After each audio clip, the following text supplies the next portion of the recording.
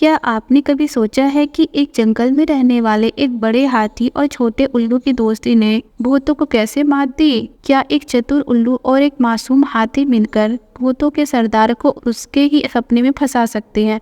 अगर हाँ, तो इस रोमांचक और हास्यपूर्ण कहानी को अंत तक देखें, क्योंकि यह कहानी आपको हंसी और रोमांच से भर देगी।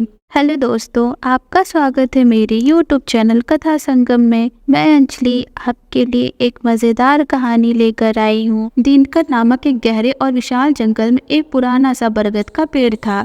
यह पेड़ इतना विशाल और पुराना था कि उसके घने और विशाल पत्तों के बीच एक उल्लू ने अपना घर बना लिया था। जंगल के हर कोने में इस पेड़ का नाम मशहूर था। यह पेड़ जंगल के सभी जानवरों का एक महत्वपूर्ण हिस्सा था, लेकिन इसकी छाया के नीचे रहने वाले दो दोस्त झनकू हाथी और उल्लू की सबसे दोस्ती खास थी।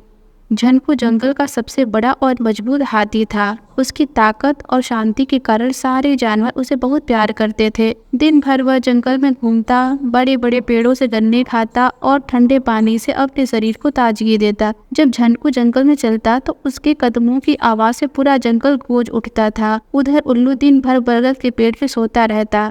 उल्लू बहुत चालाक और समझदार था, इसलिए रात होते ही उसकी दुनिया शुरू होती जाती थी। जैसे ही सूरज ढलता और अंधेरा छा जाता, उल्लू अपनी बड़ी बड़ी आंखों से पूरे जंगल का निरीक्षण करने निकल पड़ता। लेकिन उसकी सबसे पसंदीदा जगह थी झनकू का ठिकाना, जहां वह घंटों अपने दोस्त से बातें करता। दोनों का यह दोस्ताना रिश्ता इतना प्यारा था कि दिन का समय झनकू के लिए उल्लू का इंतजार करते हुए गुजरता और रात में उल्लू अपने दोस्तों के साथ घंटों बातें में मग्न रहता। एक दिन झनकू हाथी हमेशा की तरह जंगल में घूमते हुए अपने पसंदीदा गन्ने के खेत में गया। जब वह शाम के समय वापस लौट रहा था तो उसने कुछ अजीब सी आवाजें सुनी।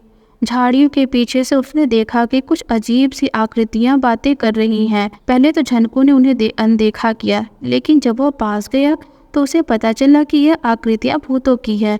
वह चौंक गया। भूतों का जंगल भी होना उसके लिए नई बात थी। भूत आपस में एक योजना बना रहे थे, कैसे वे आसपास के लोगों को डराएंगे, उनकी फसलों को नष्ट करेंगे और उन्हें जंगल में जाने से रोकेंगे। भूतों का सरदार, जो काफी क्रूर और लालची था, ने बड़े अचानक झनकू को देख लिया। उसकी बड़ी बड़ी आंखें झनकू पर जम गई और उसने जोर से चिल्लाया, पकड़ लो इस हाथी को। झनकू डर गया, लेकिन उसकी इतनी ताकत थी कि वह उन भूतों से निपट सकता था। पर भूतों की संख्या ज्यादा थी और वे उसे चारों ओर से घेर रहे थे। झनकू समझ नहीं पा रहा था कि क्या करे। भूत उसे पकड़कर अपने सरदार के पास ले गए। सरदार के पास पहुंचते ही भूतों ने उससे पूछा, सरदार, यह हाथी कौन है? सरदार ने जवाब दिया, मैंने कल रात सपना देखा था कि मैंने एक बड़े हाथी को पूरा खा लिया है। यह वही हाथी है। आज मैं इसे खाकर अपना सपना पूरा करूंगा। यह सुनकर झनकू के शरीर में ठंडक सी दौड़ गई। वह कांपने लगा। वह भूतों से बहुत डर गया था। उसने कभी सपने में भी नहीं सोचा था कि उसकी ऐसी हालत हो जाएगी। उसकी ताकत के बावजूद वह भूतों के जंगल में फंस गया था।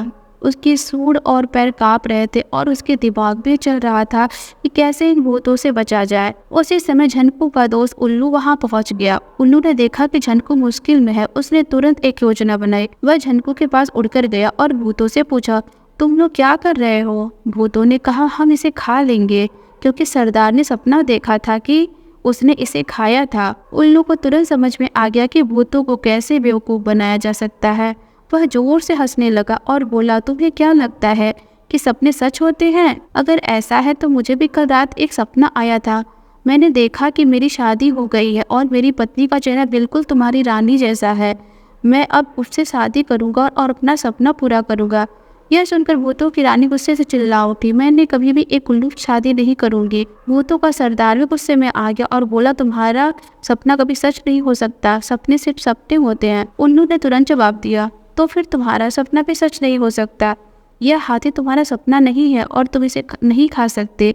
यह सुनकर भूतों का सरदार हक्का बक्का रह गया। उसने सोचा, उल्लू ठीक कह रहा है, सपने सच नहीं होते, मैं इसे नहीं खा सकता। उसने तुरंत अपने भूतों को आदेश दिया, इसे छोड़ दो, और वे सभी भूत झनकू को छोड़कर चले गए।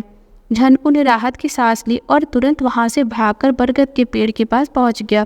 उल्लू भी उसके साथ उड़कर बरगद के पेड़ पर पहुंचा। झनकू ने उल्लू का धन्यवाद किया, लेकिन उल्लू हंसते हुए बोला, दोस्त, तुम्हें मुझे धन्यवाद कहने की जरूरत नहीं है। दोस्ती में धन्यवाद की कोई जगह नहीं होती। उल्लू ने झनकू को समझाया कि कैसे उसने भूतों को बेवकूफ बनाया और उनका सपना बर्बाद कर दिया। उसने कहा, सच्चे दोस्त हर मुश्किल में आपके साथ खड़े रहते हैं और मैं तुम्हारे साथ हूँ। तो दोस्तों, अगर आपको यह कहानी पसंद आई हो तो इसे अपने दोस्तों के साथ जरूर शेयर करें और हमारे चैनल को लाइक और सब्सक्राइब करना ना भूलें, ताकि हम आपको ऐसी ही प्रेरणादायक कहानियाँ और भी आपके सामने ले आ सकें।